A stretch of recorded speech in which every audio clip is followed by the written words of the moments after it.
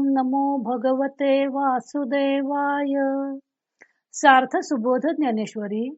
लेखन व वाचन सौ मनीषा भास्कर अभ्यंकर, महाराष्ट्र, मिरज 416410. अध्याय 11. विश्वरूप दर्शन योग.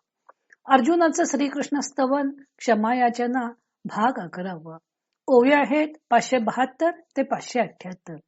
अर्जुन, भगवंतांच्याकडे आपण सामान्य मानव समजून त्यांच्याशी व्यवहार केल्याबद्दल क्षमा मागत आहे. जी हेची विनवा वया लागी, कैची योग्यता माझी अंगी, परी अपत्य जैसे सलगी, बापेसी बोले. देवा, ही सुद्धा विनंती करण्याची योग्यता माझ्या अंगी कोठे आहे? परंतु लहान मूल ज्याप्रमाणे आपल्या बापाशी सलगीने भाषण करते, त्याप्रमाणे मी तुमच्याशी सलगीचे भाषण करत आहे. पुत्राचे अपराध जरी जाहले अगाध, तरी पिता साहे निर्द्वंद्व, तैसे साही जोजी. आपल्या मुलाच्या किती जरी चुका झाल्या तरी बाप ज्याप्रमाणे दुजेपणा सोडून त्या सहन करतो, त्याप्रमाणे अहो महाराज, माझे अपराध आपण सहन करा. सख्याचे उद्धत सखा साहे निवांत, तैसे तुवा समस्त साही जोजी.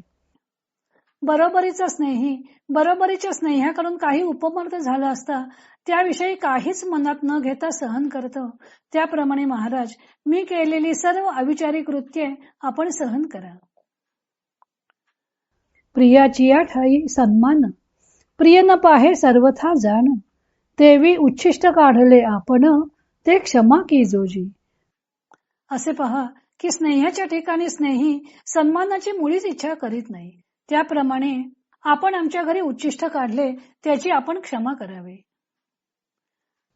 ना तरी प्राणाचे सोयरे भेटे, मग जीवे भूतली जिये संकटे, तिये निवेदिता न वाटे संकोचू काही. अथवा जीवलग स्नेहाची गाठ पडल्यावर मग आपण भोगलेले जे संकटांचे सर्व प्रसंग ते त्यास सांगाव्यास काहीच संकोच वाटत नाही. का उखिते अंगे जीवे, आपण पे दिधले जिया मनोभावे, तिया कांतू मीनलिया न राहवे हृदय जेवी.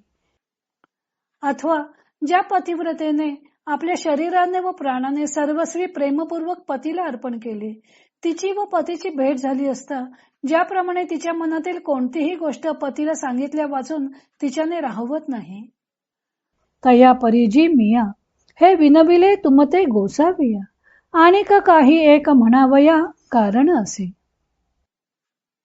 अहो महाराज, त्याप्रमाणे मी तुम्हास माझे मागील अपराध क्षमा करण्याबद्दल विनंती केली व माझा आणखी काही एक सांगण्याचा हेतू आहे. अर्जुनाने आपल्या दोषांचा पाढा भगवंतांच्या समोर वाचला आणि तो त्यांना शरण जाऊन प्रणाम करून त्यांची क्षमा याचना करू लागला.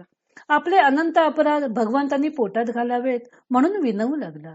श्लोकात म्हटल्याप्रमाणे ज्ञानदेवानी पिता, सखा किंवा प्रियजन जसे अपराध सहन करतात तसे भगवंतांनी आपले अपराध सहन करावेत असे ज्ञानदेवानीही म्हटले आहे. ज्ञानदेवांचा अर्जुन उत्कटतेने भगवंतांना म्हणतो की अपराध सहन करा अशी विनंती करण्याची पात्रता सुद्धा आपल्याकडे नाही. पण तरीही लहान मूल आपल्या बापाशी जसं सलगीनं वागतं त्याप्रमाणे आपली ही सलगीची विनंती आहे. बापाप्रमाणे भगवंतांनी आपले अनंत अपराध पोटात घालावेत असे अर्जुनाला वाटतं. मित्राकडून उपमर्द झाला तरी खरा मित्र असेल तो त्या अपमानाचा खेद मानत नाही, तो सन्मानाची इच्छा करत नाही. त्याप्रमाणेच भगवंत आजपर्यंत पांडवांशी वागत आले होते. वेळ प्रसंगी भगवंतांनी त्यांच्या घरी उच्छिष्ट सुद्धा काढलं, कोणतंही काम करण्यात कमीपणा मानला नाही. तसेच अर्जुन सुद्धा भगवंतांना आपला स्नेही मानत होता. आपल्या मनातील सर्व गोष्टी त्यांना मित्रत्वाच्या नात्याने सांगत होता. आपल्यावर कोसळलेल्या संकटांचे डोंगर कसे आहेत, त्यातून कसं बाहेर पडावं याविषयी त्यांच्याबरोबर विचार विनिमय करीत होता. कारण त्याने भगवंतांना आपलं मित्र मानलं होतं.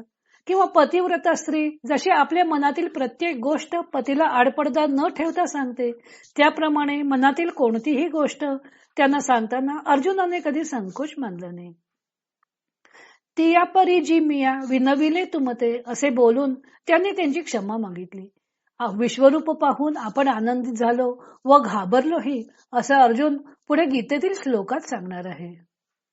आणि काही एक म्हणावया कारण असे सांगून ज्ञानदेवांनी त्या श्लोकाशी आपली टीका जोडून घेतली आहे.